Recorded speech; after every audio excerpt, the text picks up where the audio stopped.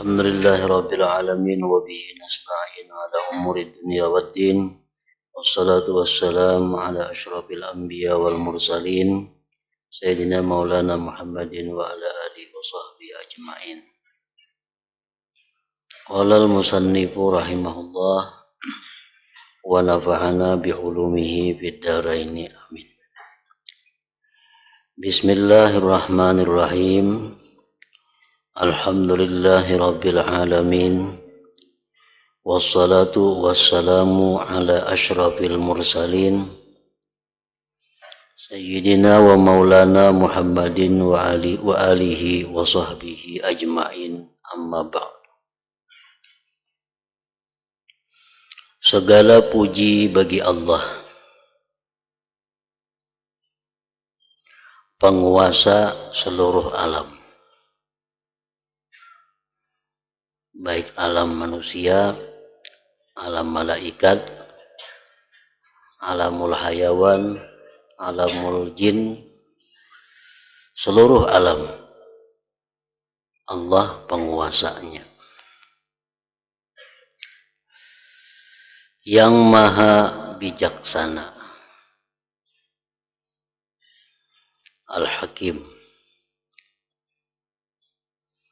Segala hukum yang ditetapkan oleh Allah Subhanahu wa ta'ala pasti di dalamnya itu ada mengandung kebijaksanaan daripada Allah Subhanahu wa ta'ala.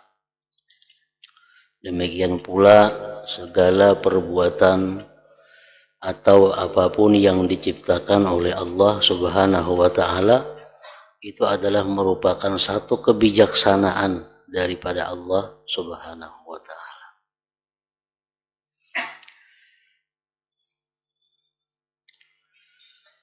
Antara lain contoh tentang kebijaksanaan hukum-hukum Allah Subhanahu wa ta'ala, orang yang sembahyang. Allah Subhanahu wa ta'ala mewajibkan kepada setiap orang Islam untuk sembahyang 5 waktu. Nah, di dalam sembahyang itu sangat banyak mengandung kebijaksanaan daripada Allah Subhanahu wa ta'ala. Antara lain masalah waktu. Nah, orang-orang yang dalam keadaan sakit itu dapat kebijaksanaan dari Allah bahwa dia boleh menjamak sembahyang. Orang yang dalam keadaan musafir maka dia dibolehkan sembahyang menjamak sekaligus meringkas. Nah, itu contoh tentang kebijaksanaan hukum Allah Subhanahu wa ta'ala. Orang yang kadangkala sembahyang berdiri dibolehkan sembahyang berduduk. Sembahyang berduduk kadangkala dibolehkan berhiring. Berhiring kadangkala dibolehkan bertilantang. Asal orang tersebut sembahyang. Orang yang kadangkala puasa karena sesuatu alasan yang benar dibolehkan kada puasa bulan Ramadan. Tapi dia mesti membayar di bulan-bulan yang lainnya. Nah, itu adalah kebijaksanaan daripada Allah Subhanahu wa ta'ala. Maha luas anugerahnya, maha luas anugerahnya, maha pemurah, maha menang.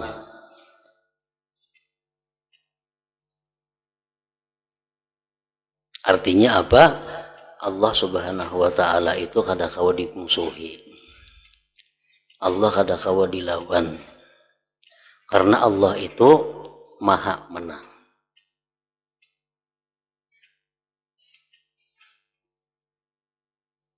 Allah Subhanahu wa ta'ala kadangkala dipintari, Allah ta'ala kadangkala dipolitiki, karena Allah maha menang. Wa makaru wa makarallah wallahu khairul makirin. Mereka itu memperdaya, menipu akan Allah, tapi Allah menang dalam hal tipuan mereka itu. Maha Pengasih yang menciptakan manusia dalam bentuk yang paling baik.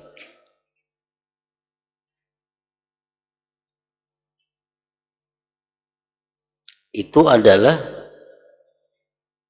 firman Allah.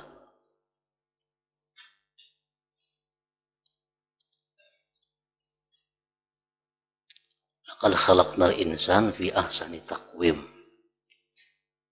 Allah menciptakan makhluk yang paling baik, kejadiannya itu adalah manusia.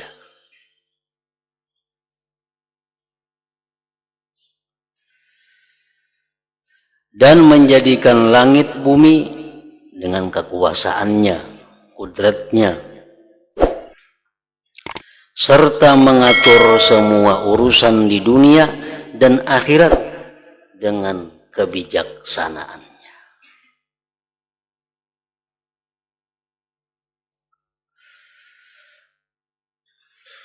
Baik mengatur urusan dunia, mengatur urusan akhirat, Allah kada terlepas daripada kebijaksanaannya.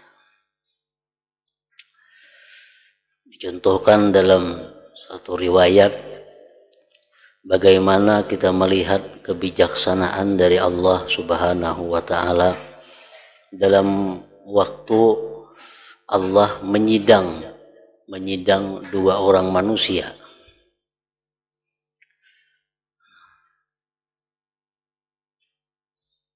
Ada yang zalim, ada yang mazlum. Ada yang menganiaya dan ada yang dianiaya.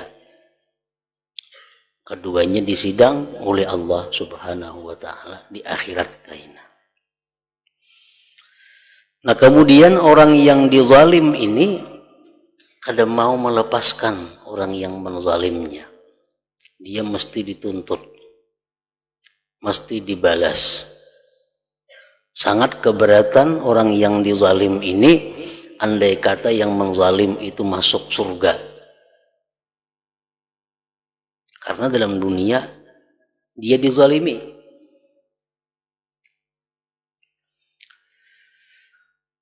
Nah, Allah Subhanahu wa taala kalau menghukum ini orang dengan adil tanpa ada kebijaksanaan, maka orang yang menzalim ini matinya ke neraka. Dan orang yang dizalim itu pun belum tentu ke surga, karena masih mempertimbangkan yang lain-lainnya. Nah, tetapi Allah Subhanahu wa taala dengan kebijaksanaannya menawarkan kepada orang yang dizalim. Ujar Tuhan, wahai orang yang dizalim, lihat ke atas. Lihat ke atas. Kalau orang yang dizalim ini memandang ke atas, melihat begitu indah mahligai istana. Ujar yang dizalim tadi, itu istana siapa ya Allah? Ujar Tuhan, itu istana bagi siapa yang mau menukari. Liman a'tas saman, siapa yang bayar itu ampunnya. Apa garang bayarannya? Ujar nang dizalim tadi. Ujar Tuhan, bayarannya kalau ikam mau meridai orang yang menzalim ikam ini, ikam dapat istana itu. Nah, akhirnya apa? Orang yang dizalim ini mau meridai orang yang menzalim. Akhirnya kedua-duanya masuk ke dalam surga Allah Subhanahu wa taala. Nah, itu contoh tentang kebijaksanaan Allah Subhanahu wa taala yang maha bijaksana. Dan seluruhnya apapun yang dihukumkan oleh Allah, apapun yang diberikan oleh Allah kepada kita, itu sudah paling bijaksana dari Allah Subhanahu wa taala. Kenapa aku jadi macam ini? Kenapa aku jadi kayak ini? Kada perlu dibahas, kada perlu diiktirat, karena Allah memberikan itu sudah melalui kebijaksanaan Allah yang maha bijaksana. Alaihissallah biahkamil hakimin. Surah At-Tin yang selalu kita baca. Alaihissallah biahkamil hakimin. Allah itu paling bijaksana di antara orang yang bijaksana. Oleh karena itu kita disunnahkan untuk membaca beberapa kalimat bala wa ana ala dzalika minas syahidin. Bila imam itu kan alaihissallahu bi ahkamil hakimin, jangan langsung Allahu akbar rukuk, baca dahulu bala wa ana ala dzalika minas syahidin, hanyar Allahu akbar. Nah, apa artinya? Artinya ini membaca Quran menerangkan bahwa Allah itu paling bijaksana orang yang bijaksana. Lalu ujar kita, bujur, aku menyaksikan itu. Ujar kita, bujur, Allah itu orang yang paling bijaksana dan aku menyaksikan kebijaksanaan dari Allah Subhanahu wa ta'ala itu. Dia menciptakan jin dan manusia hanyalah agar mereka beribadah kepadanya.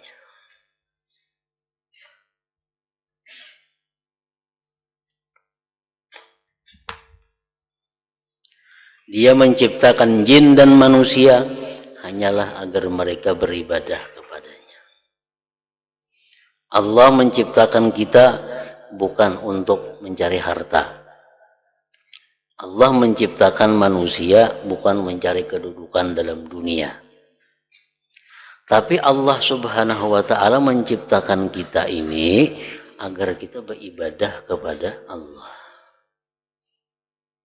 Lalu kalau kita beribadah kepada Allah, kayak apa kita urusan dunia kita? Urusan pemakan kita, urusan mengungkusi hidup, kalau beribadah. Nah, apabila Allah itu sudah menyuruh kita beribadah, semuaan urusan-urusan itu dicukupi oleh Allah Subhanahu wa ta'ala.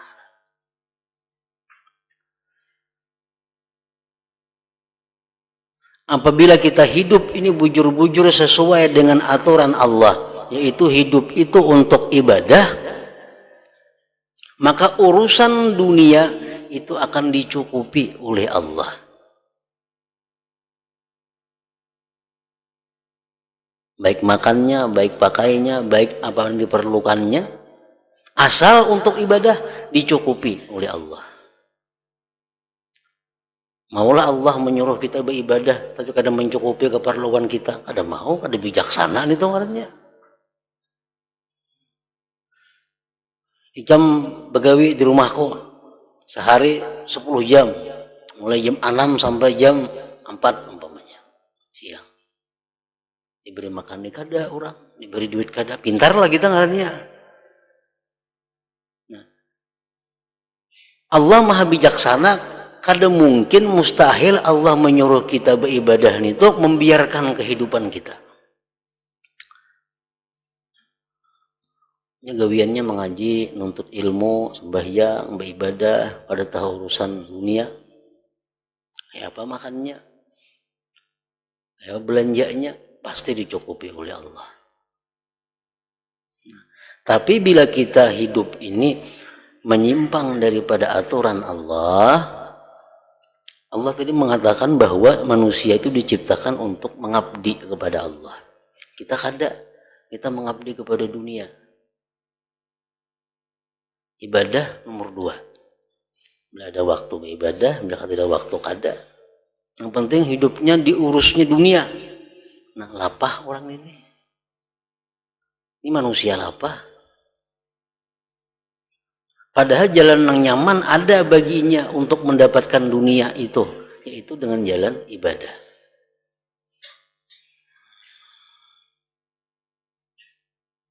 Kenapa maka lapar? Karena di luar aturan. Allah sudah mengatur bahwa manusia ini dicipta untuk ibadah. Apapun yang diperlukannya dicukupi oleh Allah.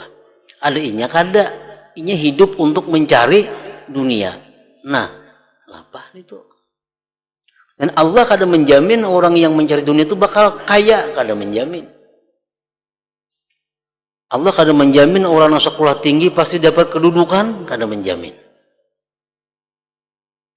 Banyaknya orang yang siang malam berusaha hidupnya fakir miskin. Banyaknya orang yang bertital jadi pengangguran. Sarjana S1, S2. Makan goreng 4 mintuha. Kada ada pekerjaan. Kenapa? Allah kada menjamin orang yang mencari dunia berhasil, kada menjamin. Tapi kalau kita hidup dalam aturan Allah, kita beribadah, Allah menjamin itu.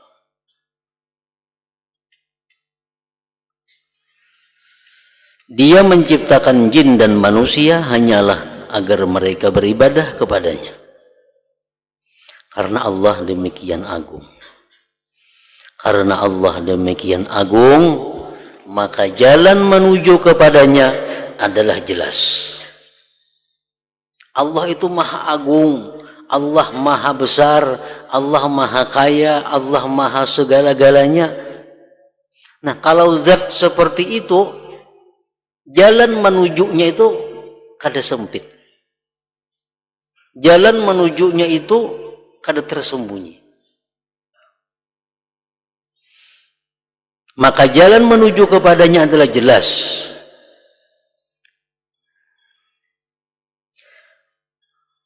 Di tempat kita umpamanya, di satu kabupaten, itu orang yang paling agung adalah bupati.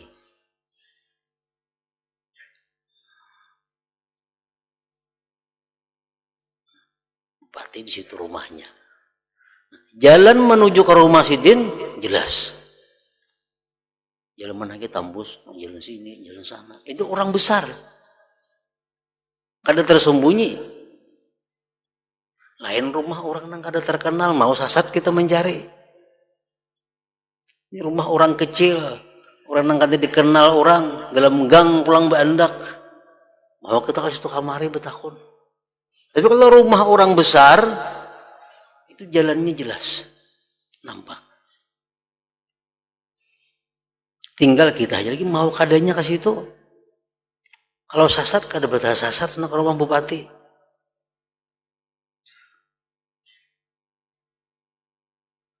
Karena Allah demikian agung, maka jalan menuju kepadanya adalah jelas bagi orang-orang yang menghendaki. Nah, hendaknya jelas. Menghendak. Dan bukti keagungan Allah juga terang bagi orang-orang yang mau berpikir. Allah Ta'ala agung, Allah Ta'ala maha besar.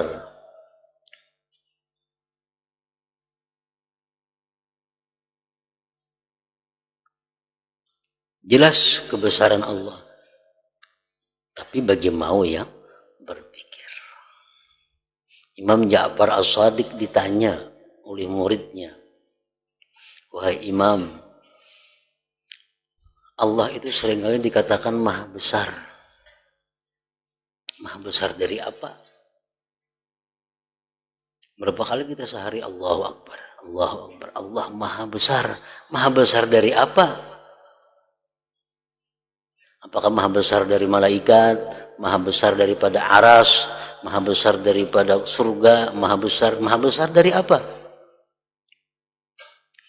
Imam Ja'far As-Shadiq menjawab, Allah itu akbaru min ayyusaf. Allah itu maha besar dari bahwa dijelaskan. Kada mampu kata-kata untuk menjelaskan tentang Allah itu.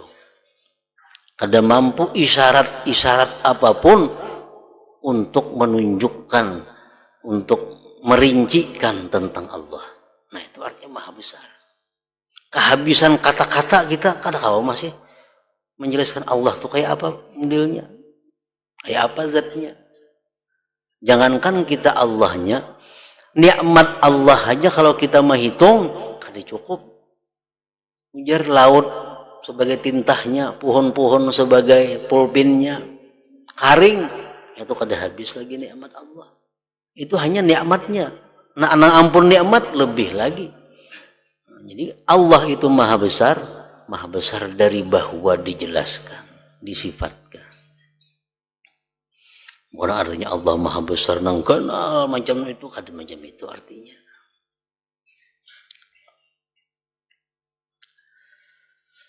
Namun harus pula diingat bahwa Allah kuasa menyesatkan siapa saja. Allah itu bisa menyesatkan siapa saja yang dia kehendaki, dan kuasa menunjuki orang yang dia kehendaki.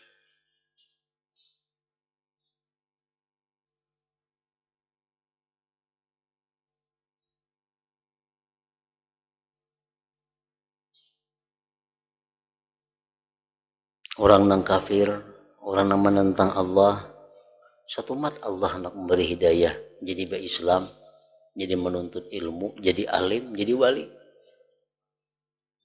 Orang yang sudah titelnya wali Allah, satu mat saja Allah menghendaki matinya su'ul khatimah.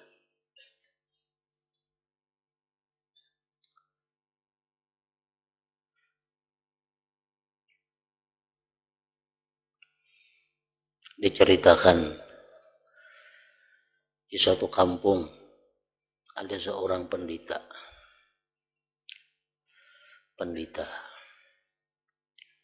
Jadi ujar pendeta itu kepada muridnya, "Kayaknya bila aku mati,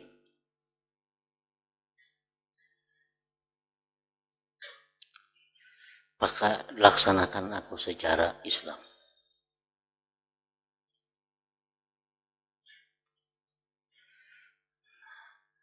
Artinya ya pendeta, bila aku mati mandi aku, kapani aku, buat dalam tabala, bawa ke hutan. Nah kayaknya di hutan tuh ada kena orang bawa pati, hurupakan pati ini tuh bawa ke sini.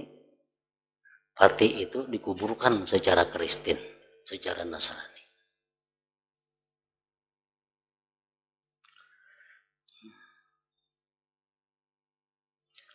Di kampung sebelah sana ada seorang ulama berpesan kepada muridnya, "Bila aku mati,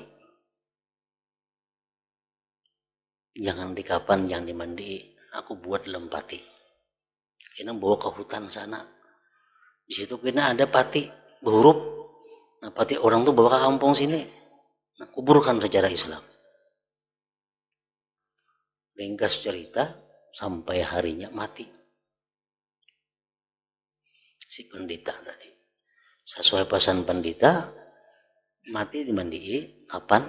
Bawa ke hutan. Karena merupakan di sana ada orang membawa tebala juga. Allah Subhanahu wa ta'ala mengatur dalam saat yang bersamaan tak imbai matinya antara si pendeta lawan si ulama ini.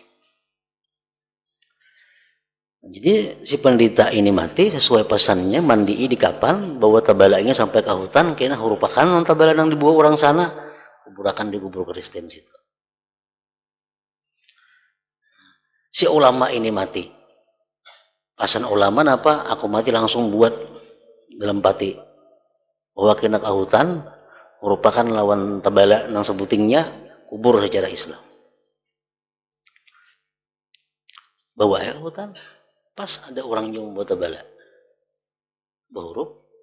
Jadi si ulama tadi dikuburkan secara Nasrani, si pendeta dikuburkan secara Islam. Nah, kenapa demikian terjadi? Itu adalah di waktu pendeta ini hendak mati, ia mengucap 2 kalimat syahadat. Islamnya. Nah, si ulama ini begitu hendak mati dicabut Tuhan imannya, berkafir. Nah, jadi Allah Subhanahu wa ta'ala sangat mudah untuk menyesatkan orang yang dia kehendaki dan memberi petunjuk kepada orang yang dia kehendaki.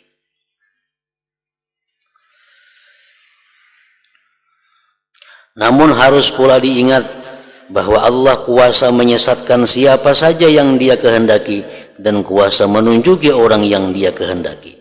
Dia Maha tahu mana orang yang patut menerima petunjuknya. Allah tahu bujur. Ini yang patut menerima hidayah, ini kada patut. Orang pada bading, bertiga bading, sarumah, sakalambo, sapamakanan, guring, witan sama, mama, abah sama. Dan saya kong ini kelakuannya, saya kong ini, saya kong penuntut ilmu apa ibadah. Allah mengetahui ini orang yang patut diberi hidayah, ini kada patut diberi hidayah. Semoga rahmat ta'zim senantiasa tercurah kepada pemimpin para utusan Nabi Muhammad sallallahu alaihi wasallam dan melimpah kepada keluarga beliau yang baik serta suci perbuatan dan hatinya. Mudah-mudahan Allah menjadikan keagungan pada diri Nabi dan keluarganya sampai hari pembalasan amal. Ketahuilah wahai saudaraku, semoga Allah melimpahkan keberuntungan kepada kalian dan diriku untuk bisa memperoleh keridhaannya Allah Subhanahu wa taala. Ketahuilah bahwa ibadah itu sebenarnya merupakan buah ilmu. Ibadah itu buah daripada ilmu. Namun orang kada berilmu kayak apa hendak beribadah. Ibadah itu sebenarnya merupakan buah ilmu. Faidah umur hidup di dunia. Ibadah itu adalah manfaatnya umur. Hasil yang diperoleh para hamba yang kuat. Ibadah itu adalah hasil yang diperoleh para hamba yang kuat. Ibadah itu pula harta niaga para wali kekasih Allah. Ibadah itu cara hidup orang-orang yang bertakwa. Ibadah itu bagian orang-orang mulia. Ibadah itu pekerjaan orang-orang sempurna dan merupakan pilihan orang yang memiliki penglihatan hati. Manusia ada mempunyai dua mata. Mata yang pertama disebut basar. Ya mata yang hirang ini. Itu mau kaur, mau min, mau plus. Ada manusia mempunyai basirah, mata hati. Orang-orang yang mempunyai penglihatan hati itu, mereka menganggap bahwa ibadah itu adalah merupakan pilihan. Ibadah itu merupakan pilihan. Yang lainnya sampingan.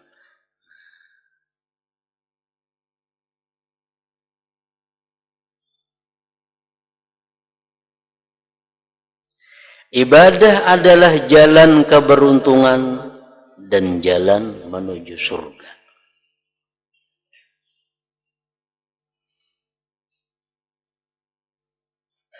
Nah, jadi orang-orang yang memiliki penglihatan hati, ibadah itu utama. Ibadah itu pilihan. Apapun pekerjaan-pekerjaan lain, kalau itu bertentangan dengan ibadah, dikalahkan yang lain. Kenapa? Karena ibadah itu pilihannya dan inya hidup dicipta untuk ibadah.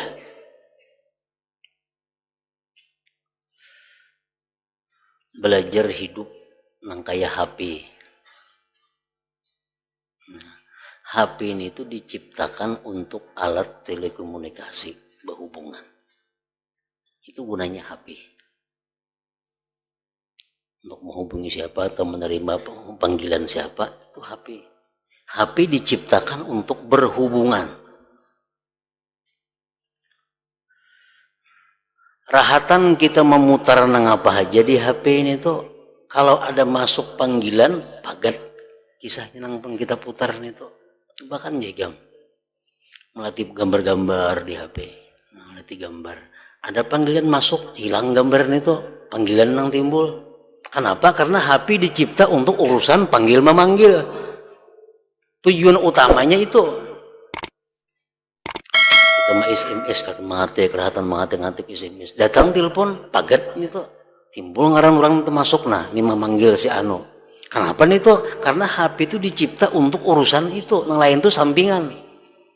Nah kayak itu aja manusia jaka macam HP ini tuh dicipta untuk ibadah, apapun pekerjaannya bila datang waktu ibadah selesai yang lain dulu ibadah birisakan. Jadi hidup itu sesuai dengan apa diciptakan. Diciptakan untuk apa? Allah mengatakan bahwa manusia dicipta untuk ibadah. Orang yang punya mata hati mengatakan bahwa ibadah itu adalah pilihan mereka, maka lain pada itu nomor selanjutnya.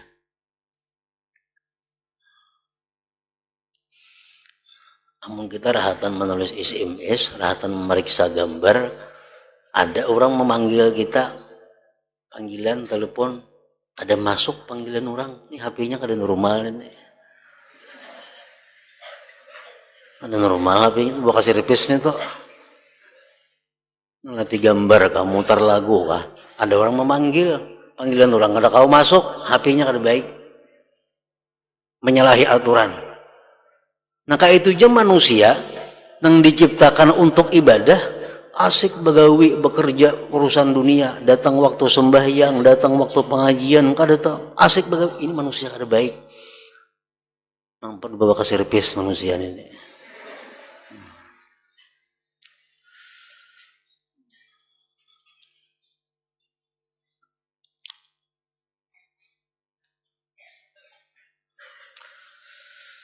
Allah Ta'ala berfirman, wa ana rabbukum fa'budun. Artinya, aku adalah Tuhan kalian. Aku adalah Tuhan kalian. Karena itu, beribadahlah kalian kepadaku. Beribadahlah kalian kepadaku. Rabbukum itu artinya Tuhan. Maksudnya apa? Ngaran Tuhan itu apa? Allah mengaku kepada kita, ya Tuhan, ana rabbukum, aku adalah Tuhan kalian. Bahasa Arabnya Rabb, Tuhan biar kita. Padahal Rabb itu artinya bukan sekadar itu. Rabb itu artinya adalah pencipta, perencana, pencipta, pemelihara, penguasa, pemberi segala-galanya. Itu Rabb. Nah jadi dia Tuhan, aku iya nang merencanakan ikam ini aku, nang maulah ikam nih aku, nang beri makan ikam tuh aku, nang menyihatakan ikam aku, nang melihara ikam sehingga bisa selamat aku. Beribadahlah kepadaku. Nah itu artinya. Maka ikam menyembahlah. Maka ada paham arti menyembah itu, maka ikam maasi-asi lawan aku artinya. Karena aku nang maulah ikam nih aku, nang beri makan ikam aku, nang beri duit aku, nang menyihatkan aku, menjaga siang malam aku ya Tuhan. Aku nang patut ikam sembah, aku nang patut ikam taati, aku nang patut ikam hiraukan. Nah wa ana rabbukum fa'budun, aku adalah Tuhan kalian, karena itu beribadahlah kalian kepadaku.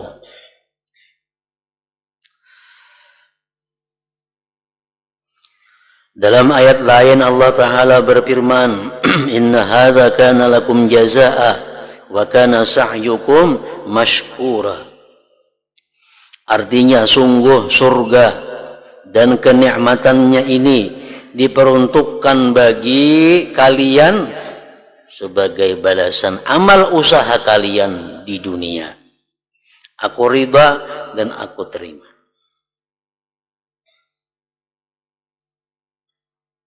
Jadi surga itu merupakan jazaul amal, balasan amal yang kita perbuat di dalam surga, di dalam dunia ini. Selanjutnya ujar pengarang, aku Imam Al-Ghazali merenungkan tentang ibadah ini serta menelusuri jalan-jalannya sejak permulaan hingga akhir tujuan yang menjadi harapan para penempuhnya. Ternyata jalan ibadah adalah jalan yang sulit dilalui.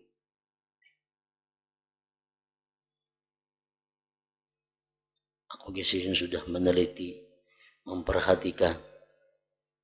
Ternyata ibadah itu jalan yang sulit dilalui. Banyak tanjakannya, bersangatan kepayahannya, jauh jaraknya, besar mara bahayanya, tidak sedikit rintangan dan halangannya, terkepung kebinasaan dan penuh penghadang, banyak musuh dan penjegal, sedikit sekali teman dan pengikutnya. Nah, itu ibadah sekalinya kayak itu.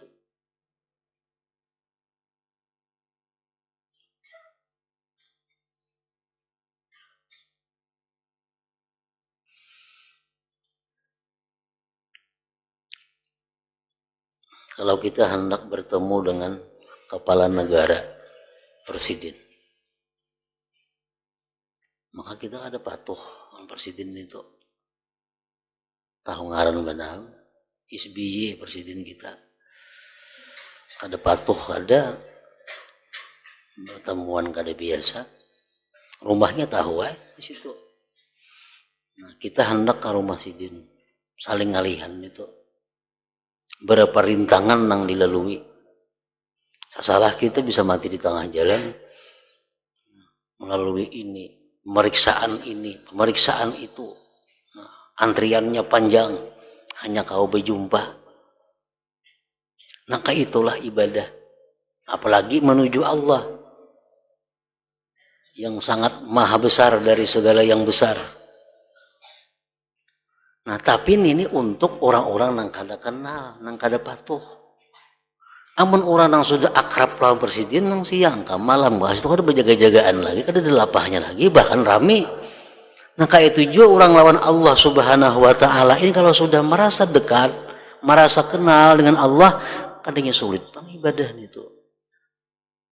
Kenapa kita sulit ibadah? Karena kita kada patuh. Nang disembah nih kada tahu dengaran aja Allah ngarannya, tapi kada tahu nang kayak apa kelakuan Allah, kayak perbuatannya kada tahu. Tahu ngaran aja, mungkin orang juga. Nah, saling lapahan itu. Halangannya banyak. Ada syaitan, ada dunia, ada nafsu, macam-macam menghalangi kita supaya jangan beribadah, jangan bertemu dengan Allah. Nah, karena kita kada patuh dengan Allah. Kalau kita kenal lawan Allah, kada ada halangannya untuk berjumpa Allah.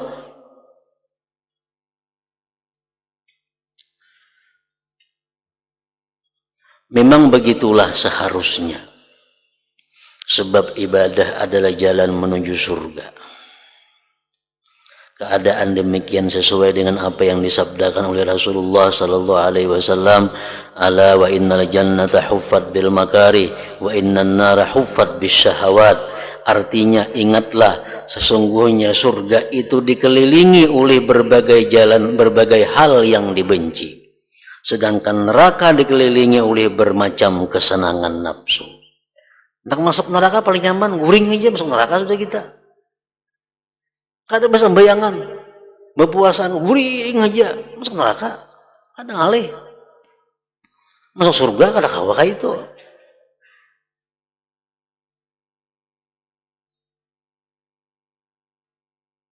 Jadi kalau kita hendak masuk neraka tuh banyak aja nama antarakan. Kendaraannya banyak, gratis, masuk neraka kada ngalih. Kalau hendak masuk ke surga, nah itu maka ngalih. Karena ujar Nabi, surga itu dikelilingi oleh berbagai hal yang dibenci, sedangkan neraka dikelilingi oleh bermacam kesenangan nafsu.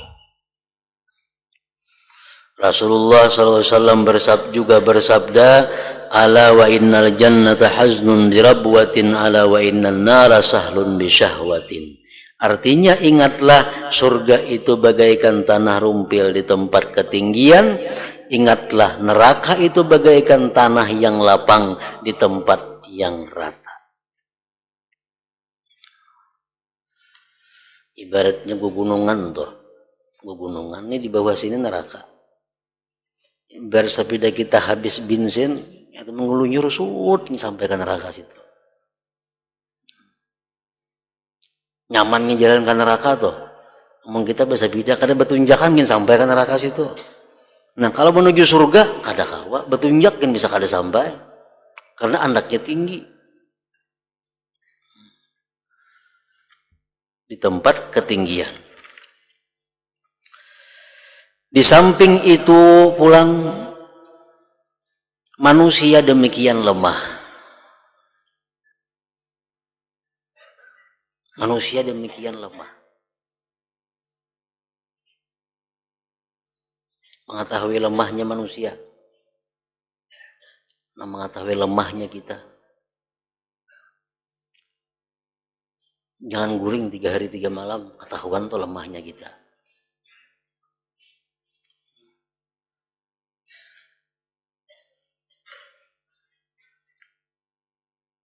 Jangan makan, jangan minum sekian hari, tahu tuh lemahnya kita. Maka ibadah ini sangat berhubungan lawan kada makan, kada guring, kada minum itu. Manusia demikian lemah dan masa begitu sulit. Laku agama semakin mundur dan waktu luang untuk beribadah sangat sedikit. Pekerjaan selain ibadah banyak sekali. Macam-macam urusan. Ada habis-habis untung ini itu. Pekerjaan selain ibadah banyak sekali. Dan umur amat singkat. Serta gegabah dalam beramal. Katujuh belah kalakas.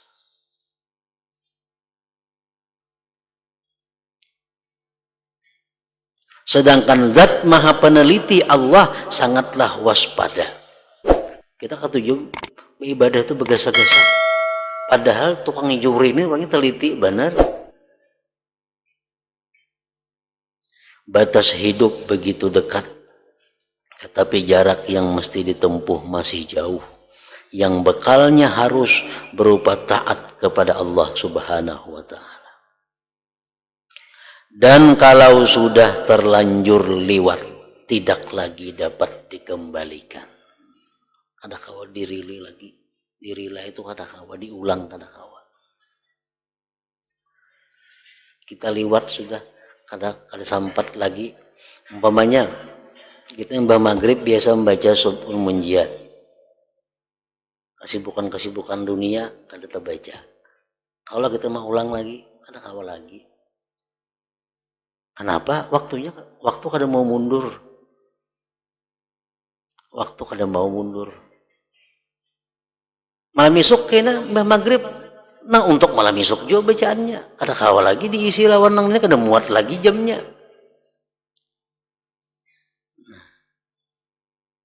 Misal kita bila jam 3 subuh, jam 3 malam, kita beribadah kepada Allah sampai jam 4. Itu waktu yang sangat mulia. Kesibukan apa taguringan kalapahan. Kaulah kita membayar, ada kau lagi. Malam esok pangkana jam 3, nah sagan malam esok juga itu malamnya, lain malam ini. Nah kada kau diulang lagi. Jadi kalau urusan dunia, banyak kaya, ulang-ulang itu kau aja. Kalau urusan akhirat sekali kita rugi, kada akan bisa menambah.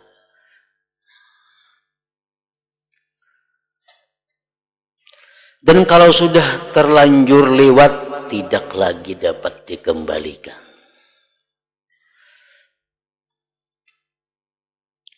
Karena itu barang siapa sanggup berbuat taat, berarti dia orang yang beruntung selama-lamanya.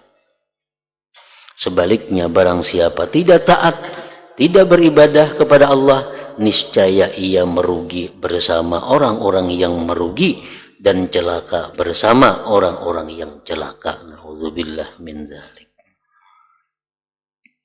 Nah, ingat situ. Jadi ibadah merupakan suatu hal yang sukar.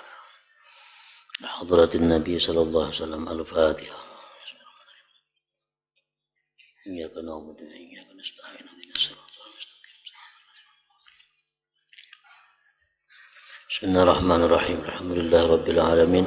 Allahumma salli wa sallim wa barik ala sayyidina Muhammad wa alihi wa sahbihi ajma'in. Allahumma ighfir lana ma akhta'na wa ma tahammadna wa ma asrarna wa ma a'lana wa ma anta a'lam bihi minna, antal muqaddim wa antal muakhir, la ilaha illa anta. Allahumma anfa'na bima 'allamtana wa 'allimna ma yanfa'una wa zidna fahman wa ilman wa hudan wa tawfiqan bi rahmatika ya arhamar rahimin. Sallallahu alaihi wasallam Muhammad wa alihi wasallam.